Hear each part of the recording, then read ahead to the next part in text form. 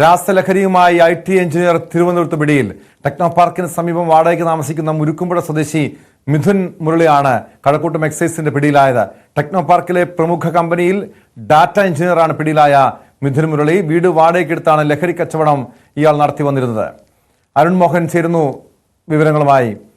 അരുൺ, ഒരു IT എഞ്ചിനീയറാണ് രാസലഹരിയുമായി MDMA എക്സൈസിന്റെ പിടിയിലായിരിക്കുന്നത്.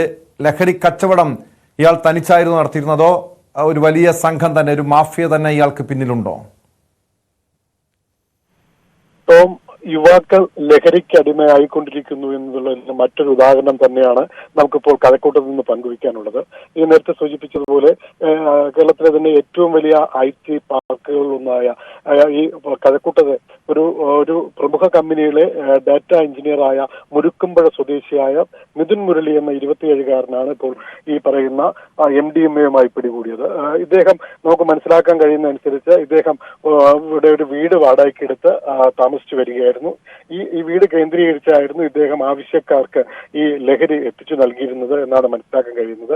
ഇടപാടുകൾ പ്രാദേശികമായ ഒരു ഇടപാടും നടത്താതെ ഈ പറയുന്ന IT മേഖലയിലേക്കായിരുന്നു ഇദ്ദേഹത്തിന്റെ കച്ചവടം ഉറപ്പിച്ചിരുന്നു എന്നാണ് നമുക്ക് മനസ്സിലാക്കാൻ കഴിയുന്നത്. ധാരാളം ഉപഭോക്താക്കൾ ഇവർക്കുണ്ടായിരുന്നു എന്നും അറിയുന്നു. ഇത് എക്സൈസിന് ചില രഹസ്യ വിവരങ്ങൾ ലഭിച്ചിരുന്നുവെങ്കിലും ഇദ്ദേഹത്തിലേക്ക് എത്താൻ ചില ബുദ്ധിമുട്ടുകൾ ഉണ്ടായിരുന്നു. കാരണം പ്രാദേശികമായ ഇടപാടുകളില്ല എന്നത് തന്നെയായിരുന്നു അവരുടെ പ്രശ്നം. എന്തായാലും ഈ കഴിഞ്ഞ ദിവസം മൺവിളയിൽ MDMA വിൽക്കാൻ പോകുന്ന സമയത്തായിരുന്നു, ഇടപാട് നടത്താൻ പോകുന്ന സമയത്തായിരുന്നു എക്സൈസിന്റെ പിടിയിൽ ഇദ്ദേഹമാകുന്നത്. ഇദ്ദേഹത്തിൽ നിന്ന് 32 ഗ്രാം MDMA പിടികൂടിയതായിട്ട് നമുക്ക് അറിയാൻ കഴിയുന്നു. ഒപ്പം 75,000 രൂപയും ഇദ്ദേഹത്തിന്റെ കയ്യിൽ നിന്ന് എക്സൈസ് കണ്ടെത്തി. ഇത് വീട്ടിൽ പരിശോധന നടത്തിയതിന്റെ അടിസ്ഥാനത്തിലാണ് കണ്ടെത്തിയെന്നാണ് അറിയാൻ കഴിയുന്നത്.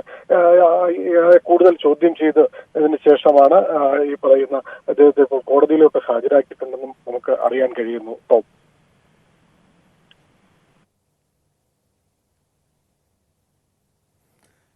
വ്യക്തമാണ്.